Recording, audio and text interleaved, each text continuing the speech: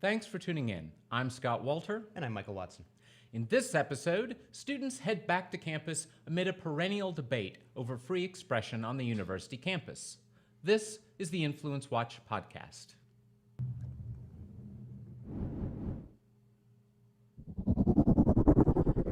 This month, students return to classes at colleges across the nation. And if past events are any indication, they return to debates over free speech, academic freedom, and intellectual pluralism. Recent school years have seen occasionally violent demonstrations by far-left extremist students at the University of Missouri, Evergreen State College, Middlebury College, and other schools that target the ability of dissenting speakers from both right and left to offer their views. Conservative state legislators have responded by advancing legislation to ensure that students have the ability to hear dissenting views. But higher education industry interests have challenged those efforts. Mike, can you give us a little bit of the background on this question? Just how far left is academia? Very is the short answer. The long answer, so Heterodox Academy, which is a membership organization of academics who are in favor of intellectual pluralism, they have compiled some of the data. There have been surveys conducted over the years, and what the surveys have found is that up to about 60% of university professors self-identify as either liberal or further left. So, Marxists and, there might be a Maoist somewhere. More than one. 30% identify as moderate. I'm going to come back to that. And only 10% identify as either conservative or something else on the right, like a libertarian or some far right. Yeah, and that's when they're asked about their political views. But when people have done surveys of their actual registration by party, right? Yeah, right. Once we get back to that moderate question when we get to voting intention, and public opinion polling over the past couple of decades has shown that people who self-identify as moderates are strongly likely to be Democrats. They kind of form the center-left faction, the Bill Clinton, the Mike Bloomberg, the I'm straining at more recent names. Yes. Yeah, they're being fewer. I'm straining at more recent names, but that sort of faction of the Democratic Party. Which, to be fair, they may even be not being somewhat dishonest. They may be somewhat accurate for their milieu, because on campus, to be a Hillary Clinton supporter may be moderate. To be a true Clinton, a true third way, new Democrat, was that the old term for the Clintonistas when they first appeared? Yes. To be a new Democrat, or to use the British term, new Labour, you're probably in the rightmost quarter. Yeah, I believe by most of the surveys that I've seen, I know the Martin Center down in North Carolina, for instance, has done some of the just registration surveys by party, and my recollection is that it's rare that it isn't 7-to-1, 8-to-1, 9-to-1, and that campus. varies, of course, by discipline. Business, economics, law, it can be 3-4-to-1. In something like social psychology, which is where the guy who founded Heterodox Academy is a guy by the name of Jonathan Haidt. He's written a couple of books. He himself is a liberal, but one of the things that concerned him was that in social psychology, which is his specialty, the number, the sheer weightedness, I think he did a survey and it was something like 14, 15, 16-to-1, is actually throwing off the discipline. You have a lot of social psychology research that either exists just to confirm liberal biases, or the studies are constructed in such a way that even if it's not the intention of the researcher, so many biases have been laundered into the research that it can do nothing else but confirm them. So a lack of diversity is not their strength, does not produce strength. Yeah, I'm not a big fan of the term intellectual diversity, but the lack of pluralism, the lack of openness to alternative ways of looking at the world has created these blind spots and has created these intellectual weaknesses that are potentially threatening the validity of the field, and that's why he started his group. And again, it just shows you the degree to which the modern academy has swung hard to the left. Yeah, that's a great point too about the difference that the discipline makes, which is to say that the softer and more gooey the discipline typically, the more easily I mean, it you got slides to throw a to the couple of left. asterisks there. I mean, physicists aren't known to be particularly Republican, but obviously some of the most gooey, the X studies, yeah, that's where you're going to get. It's 14-1 Marxists to Clintonistas. Yeah, and that's in itself it's somewhat interesting because on the one hand, in engineering or something where having precise and correct answers really matter or we all die. You see less radicalism, but on the other hand, you can flip that around. I remember Alan Bloom, who was a critic of academ's messiness and collapsing standards way back in the 80s. He made the complaint that the hard science, so-called hard science folks, know how nutty the humanities people are, but refuse to stand up to it because they're sort of like, yeah, well, I don't want to have to be involved in those fights. I don't want to be attacked, so I'm just going to keep my head down. And I think it's not crazy to say, no, if you're an engineer or a chemist and you realize other people have gone not just somewhat to your left, but are somewhat bonkers, that you actually do have a responsibility to stand up and say it's not a big problem in my department. It's always hard. I think every political faction over the past couple of years has discovered and is discovering that it is very hard to police crazies on your own side. It's not fun. It's not rewarding. You don't get that sort of endorphin high that you get from, if you're a conservative, you get from owning the libs. The idea that the moderate Democrats in the engineering department would not be happy, but not willing to do anything about the communists in the sociology department. I mean, it's the same thing as, how different is that from some of the struggles that the intellectual right has had in purging some of the extremists on our side. Well, that's true. It's never fun. I will say, too, for a bit of historical background, one of my I am a class of '85 at Georgetown. One of my professors several of my professors had gone through the craziness in the '60s, and one of them said that actually he was known as a conservative and was pretty much left alone by the radicals on his campus. I think he was at Michigan maybe at that time. But anyway, he was a known conservative. He was an ex-Navy guy. They pretty much left him and he said the people who were really crucified were precisely the squishy liberals who weren't on the radical bandwagon. Well, they savagely were attacked. And that continues. Where at my alma mater, College of William and Mary in Virginia, last year, I think she was the president of the Virginia State American Civil Liberties Union. So right winger, an upstanding liberal in good standing as of 2 years ago. Some Black Lives Matter supporters came. She was giving a speech, basically explaining why the ACLU represents unsavory people. Which is supposedly precisely the whole reason it exists. Which has been something that the ACLU has done literally forever, since it came into the existence in the 1920s. And some of those unsavory people include neo-fascists and neo-Nazis. Famously, the Skokie case.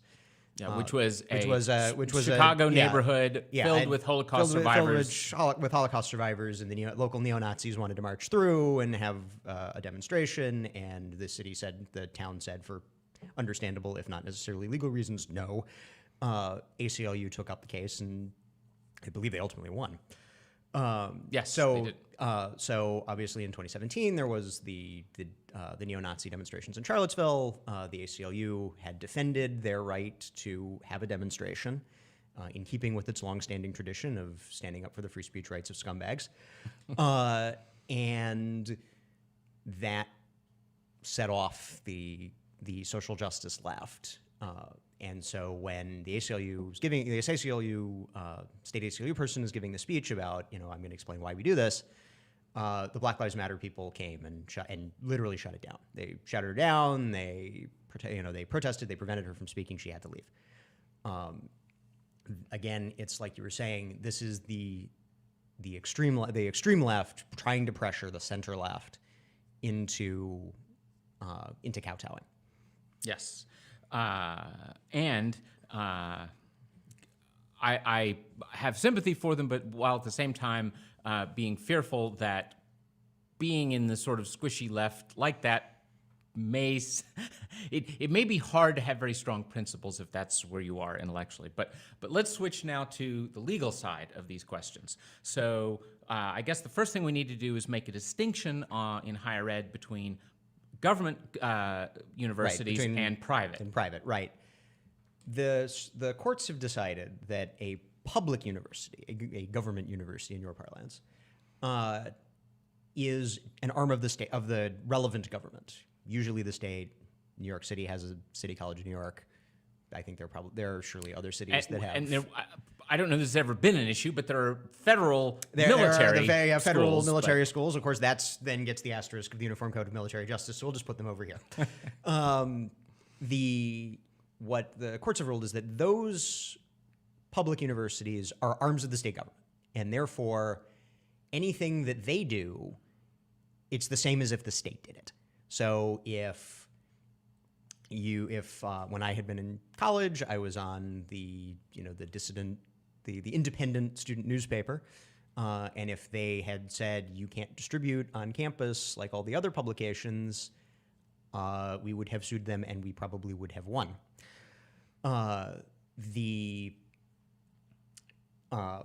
And so because they have to follow all the applicable First Amendment precedent, there are groups that litigate and that advocate to ensure that those First Amendment precedents are upheld. The best known is probably the Foundation for Individual Rights and Education, or FIRE. FIRE, as it is perhaps better known by its acronym. Yeah. Now they are often accused of being this harsh right-wing group, but is that really fair? Not at all. They will correctly say that they have represented people from all across the ideological spectrum and from no ideology whatsoever. And their leadership has plenty of people who are by no means Reaganite Republican. Right, their leadership right-wingers. has some liberals and Democrats on it. But to give a couple of examples of people who have either been advocated on behalf publicly or litigated on behalf by FIRE, a left-wing professor recently got punished by Rutgers, which is the State University of New Jersey, for making some extremely insensitive anti-gentrification statements. FIRE stood up for him. In Iowa, student advocates for marijuana legalization were denied the use of college symbols that other similarly situated student groups were able to use. FIRE sued and won on their behalf. And then they also won a case for a student who was distributing anti-capitalist literature. And one of the ways that schools restrict free speech for everybody is that they say, okay, well, you can have your free speech, but only in this little section of campus, the free speech zone. If you're a public university, that is a significant infringement on First Amendment rights, and if you actually enforce it against someone, you get sued, I am skeptical that one has ever been upheld. I don't know that for a fact, but I'm pretty sure that whenever it's gone before the courts, that the free speech zone can be presumed that it has lost. So on behalf of the student who is distributing anti-capitalist literature, the FIRE sued and won. Yes. Well, that reminds me actually, maybe I'm trying to think, 15 years ago, 20 years ago, I have a professor friend who's a very prominent Shakespeare scholar, and he was going to the inaugural meeting of a new group. I'm going to forget the name now, but the idea was it was to be the not radical answer to the Modern Language Association, which is what most English professors would belong to, the famous MLA of the style book, which as a University of Chicago style man, I have to say I abhor and consider part of the downfall of Western civilization. But anyway, this alternative to the Modern Language Association of crazy right-wing professors, one of the guys stood up at the very first meeting and said, well, I don't know why people think we're going to be so bad. I mean, it's not like there's any Republican here. So, but anyway, so you told us about the legal side for public universities. Now, it's a different question on private universities. Can you give us some examples there? So private universities, in theory, can do, a private entity, a private association has free association rights. So they can restrict, to a degree that public universities are absolutely forbidden, they can restrict student speech. Now, many of them say that they won't. If you look at the handbooks for most of the big private universities, your Harvard, Yale, Princeton, U Chicago, in fact, U Chicago has an extremely pluralist statement about how they're going to respect free speech. But if you look at the big major private universities, most of them say, we will treat your free expression in alignment with the First Amendment or with principles of free speech and academic freedom. Others explicitly say that they will not. These are often religious universities, BYU, Liberty in Lynchburg, run by the Falwell family. Mm-hmm. To give an example of how this censorship can work in practice, Liberty, the editors of the student newspaper weren't terribly happy with the fact that the Falwell family had strongly endorsed Donald Trump for president, and they had written some editorials and some op-ed pieces criticizing both then candidate Trump and the Falwells for having been such vocal supporters of him.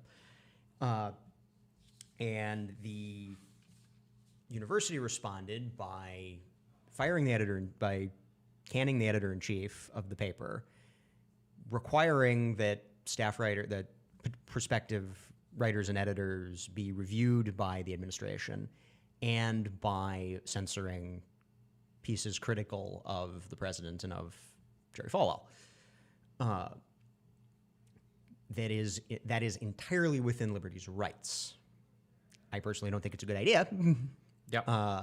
But that is entirely within their rights, because they don't make the assertion that they are going to treat student expression as they would if they were the government, as if they were protecting the First Amendment, because they're supposedly not.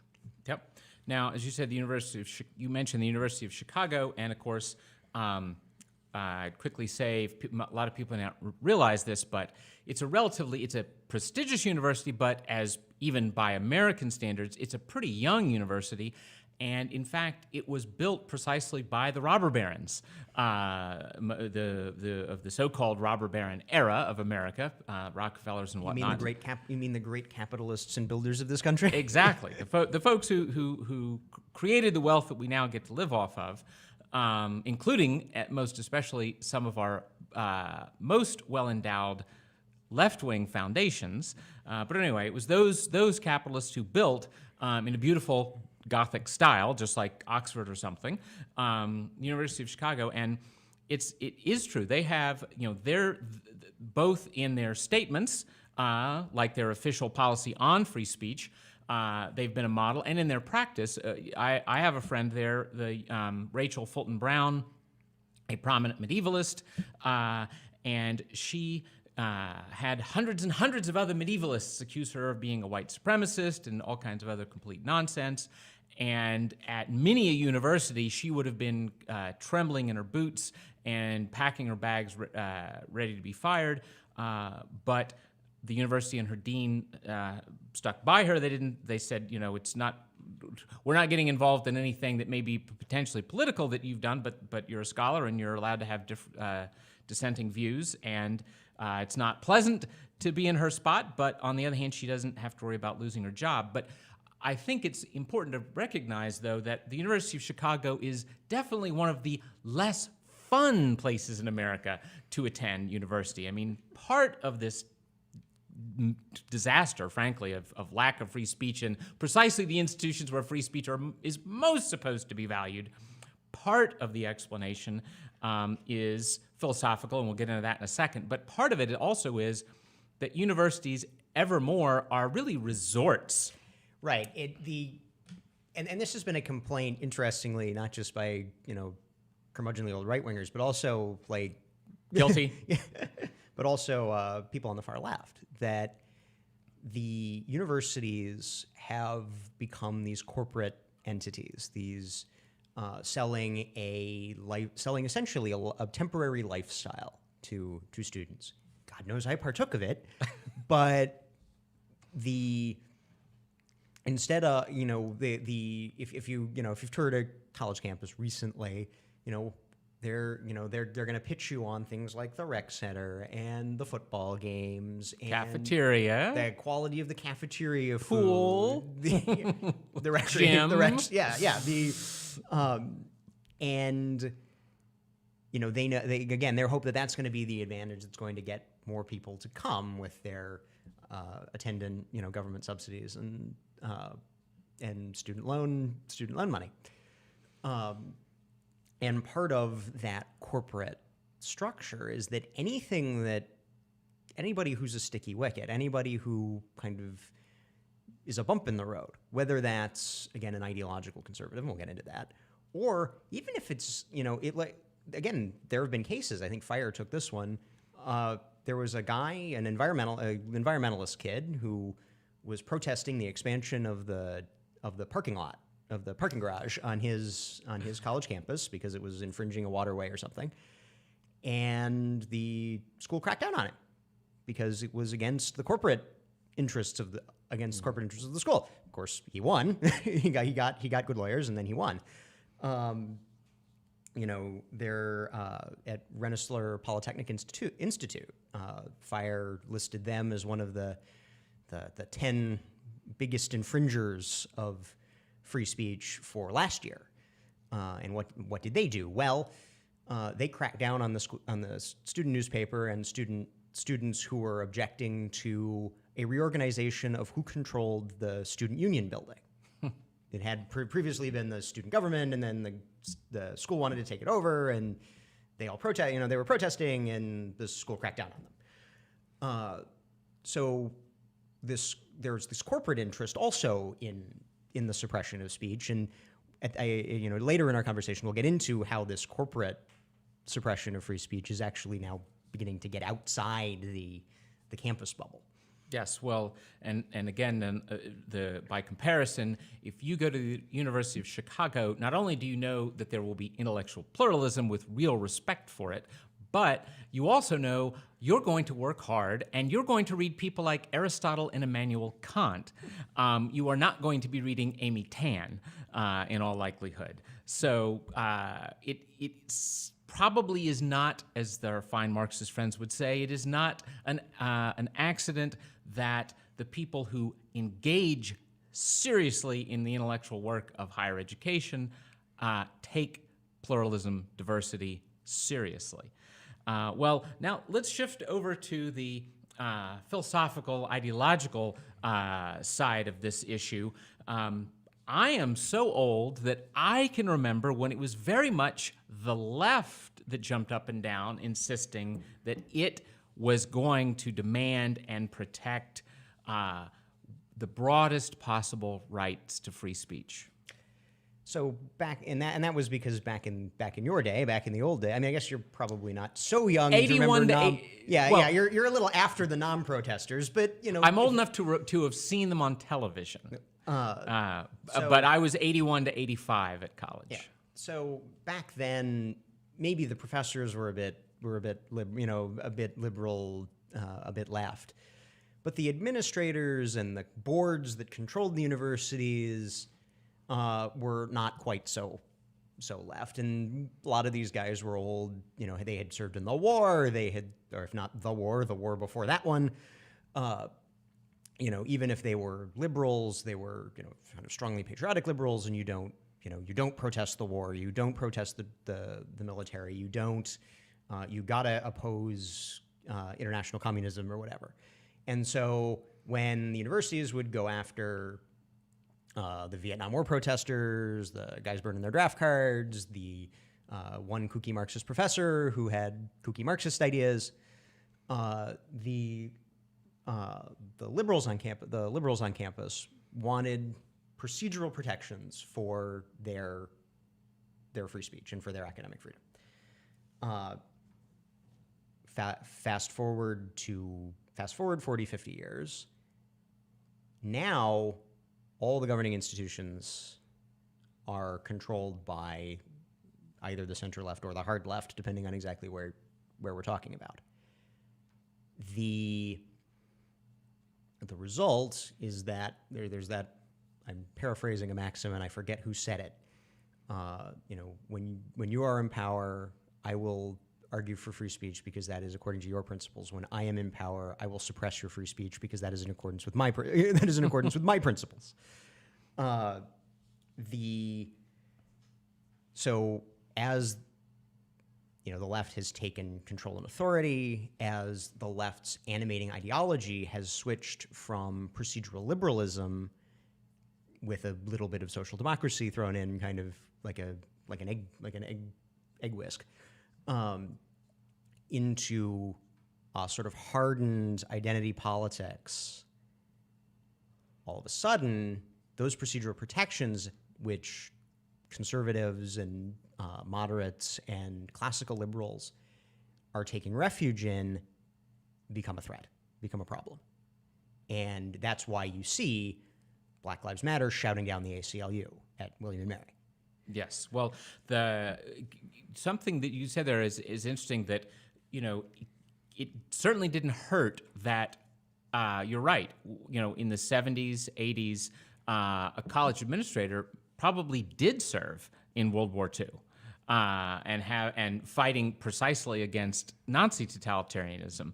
And even through the 80s, you had a very significant chunk of the world under the thumb of Soviet totalitarianism.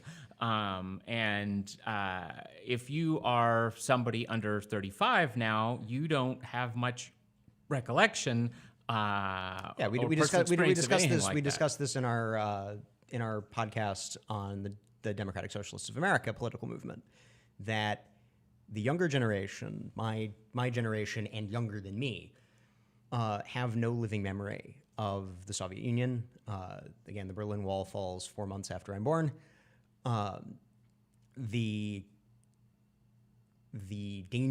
dangers of this, of repression, of ideological debate, enforced conformity. And the dangers of enforced conformity are not in the lived experience of my generation. What we do have are a knowledge of the dangers of the costs. I mean, because there is a cost to free speech. The Nazis do get to march in Skokie. The Nazis do get to have their rally cum riot in Charlottesville. We're aware of those costs. We see them. But we are not as aware of the costs of enforced conformity, of a crackdown. Yeah. Now, having said that, on the other hand, I can remember back in the early 80s, because I had some very good professors, that if you actually paid careful attention, if you did the hard, careful reading that is supposed to be the essence of higher education, then you would come across things like Herbert Marcuse's actual ideas. And Marcuse was actually very clear that we are going to demand now, when we do not have full power, all the free speech possible, busting things up and being able to say extreme things. But when we have power, we are going to exercise intolerance, because tolerance itself is repressive unless we're in power. Well, and you're seeing that now with the intersectional left, that when somebody like a Ben Shapiro, conservative commentator who does college lectures through the Young America's Foundation. Yeah. Mm-hmm. Through the Young America's Foundation. He is, by all that I can tell, whatever you think of his style, and I'm not a huge fan of him, his ideology is kind of straightforward, old-fashioned Republican. I think that's probably fair. Yeah. Lower taxes, less regulation. Lower taxes, less regulation. Israel is good. Okay. Yeah. But once he goes onto campus, the intersectional left say, I feel unsafe. This is violence against me. which is kind of ironic because then when he actually shows up, they have to pay hundreds of thousands of dollars in extra security fee because of actual threats of violence against him. Yes. But you end up, the intersectional people say that, well, okay, if you're not an Anglo male like us, you are oppressed by so many vectors of oppression, and they all interact. You left out the heterosexual part. I did leave out heterosexual. Sorry. If you're not a heterosexual Anglo male, there are all these vectors of oppression that are oppressing you, and they all are working together to support heterosexual Anglo male supremacy, and anything that opposes whatever it is we came up with this week to supposedly break up those networks of oppression is literal violence, no different than if I came at you with a knife. And as a result, this is where you get the beginnings of safe space culture. What was an understandable, if maybe a bit patronizing idea that people might want a place where they can talk it out themselves, then all of a sudden becomes a sword. What was Ken White, the blogger Pope Hat, who's an attorney who has special interest in free speech issues, talks about safe spaces as a sword and a shield. And there's safe spaces as a shield, which is, like having your own, meeting of the friends of the let's say the friends of the Republican Party. You sit together and you talk about privately about things you all agree with, and it's all to kind of build yourself up, and that's fine. But then you have safe spaces as a sword, where the intersectional left goes to the administration and says, if Ben Shapiro gives a speech, we're all going to feel bad, and therefore you have to shut Ben Shapiro up. And you have more movement towards that safe spaces as a sword from the intersectional left. Yeah. And this, I think, is a maybe the most dangerous, most scary part of the whole topic that we're discussing, because I want to stress they start by saying that a Ben Shapiro or some other conservative figure, that person's speech equals violence. Yes. And it's very hard for me to believe that they don't, in the end, make that claim because they want to be able to flip. Once you've got A equals B, then you can say B equals A, which is to say real violence is just speech. If Antifa burns down a building, we've seen that with some of the Antifa riots. That again, the protests of the Trump inauguration. One of the images of it was arson against a vehicle, which was interestingly operated by an Arab Muslim immigrant. The collateral damage. You got to break a few eggs. What is it? You got to break a few eggs. Break a few eggs to make an omelet. Yeah, Robespierre. Yeah. So, to the extent that this corollary to intersectional ideology is taking hold, that's very bad for free expression. Yeah. Now, to be fair, again, we should just say that there is also a corporate angle to this. It isn't just Herbert Marcuse deserves lots of blame, but there's a corporate side right. Yeah, too. we discussed the sort of the crackdowns for corporate PR purposes, and this is where you get some of those people on the far left, the Marxist left, the very far, the fringes of the intersectional left, who say that, they're cracked down on our free speech. They crack down on our free speech more than your free speech. Well, not quite clear that that's true when you figure out the proportions. If we want to apply the liberal theory of disparate impact, if you look at the disparate impact, yes. That it looks like conservatives get it worse than the left. But there is also this, again, corporate incentive when somebody on the extreme left says an extreme left thing that makes prospective students all kind of recoil, that I don't believe that. Am I going to be denounced in my classes? Let me look at this other university. Oh, okay, the corporate crackdown. that does happen. Yep. Well, let's try to make progress by getting out of the campus bubble, because to a large extent, a lot of this comes precisely from the hothouse nature of that campus bubble. From the outside, there are folks on the left who say that conservatives are blowing this problem out of proportion. Is that fair? Not really. The issue, there are a couple of facts that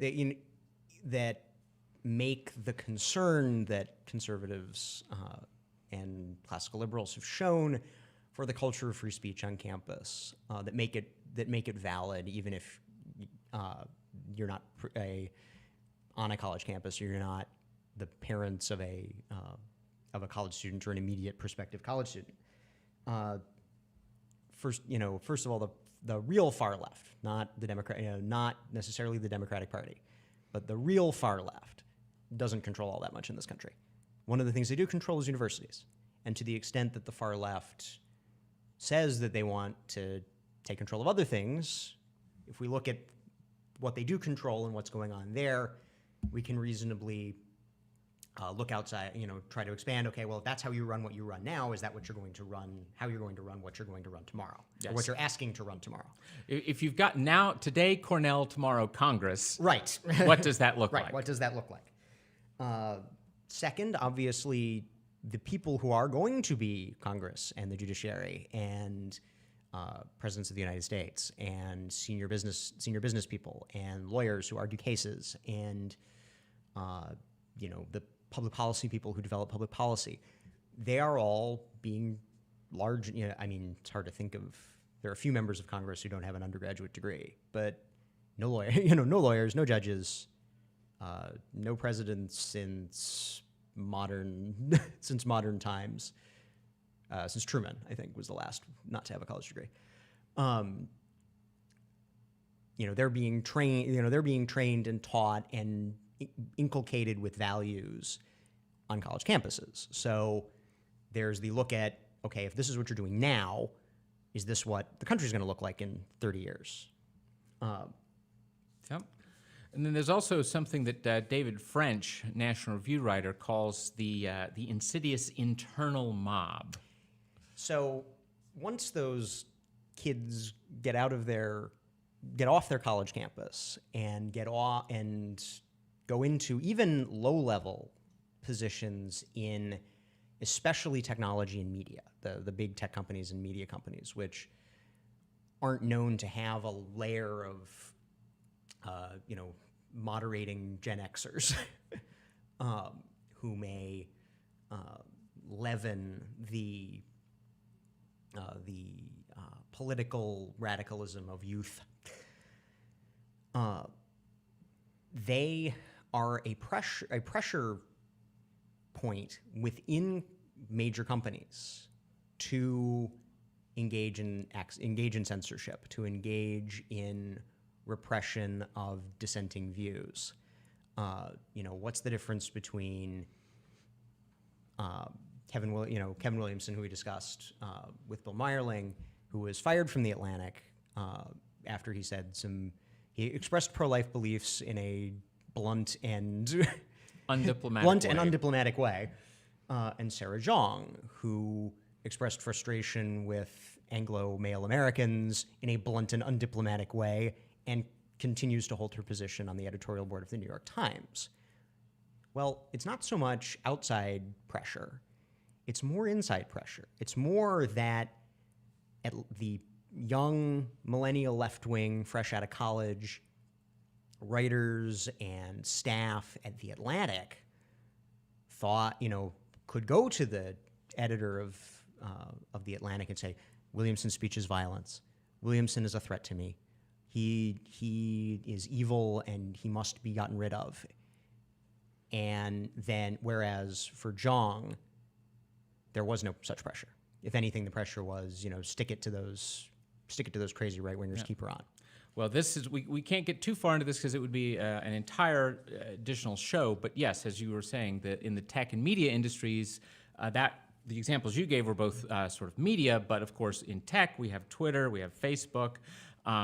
These are huge problems there. I can't keep from More mentioning... Facebook and Google. Twitter's actually surprisingly open to free speech. At least recently it has been.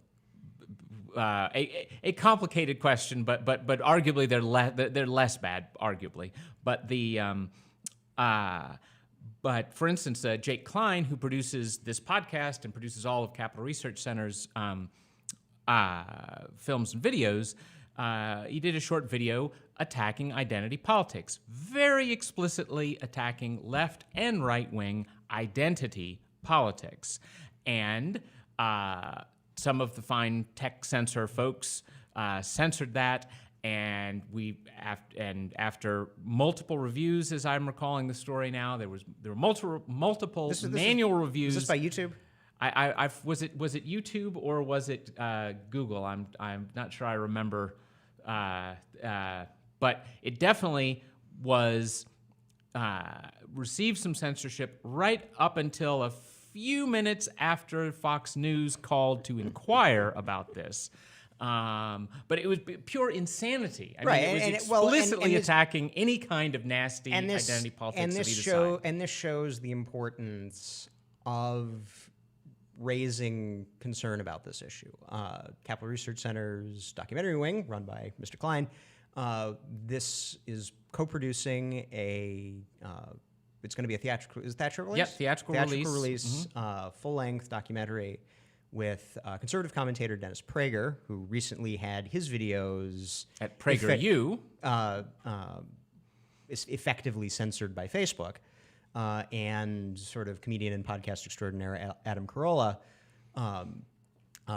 were titled No Safe Spaces. It's going to be released probably in the spring, but everybody should go to nosafespaces.com and to check out the latest news and the trailer and whatnot for the. It's going to be really good. Very excited. So that's also to raise awareness and raise concern about these sorts of crackdowns, about the use of the safe space idea, not as a shield to take refuge, but as a sword to censor.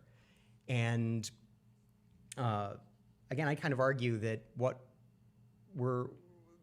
the bigger problem is that we are teaching not just, students, obviously, to the extent it's a college problem, but to the extent it's an outside of college problem, we're teaching people to look for slights and run with them and to try to gain advantage, rather than teaching forbearance, rather than saying that, does this really affect my life? Is this really a danger to me? Is this really, is this thing that has set me off? And we talk about the college kids, but you also get the people who are, oh, you gave me a dirty look because I'm wearing a red hat.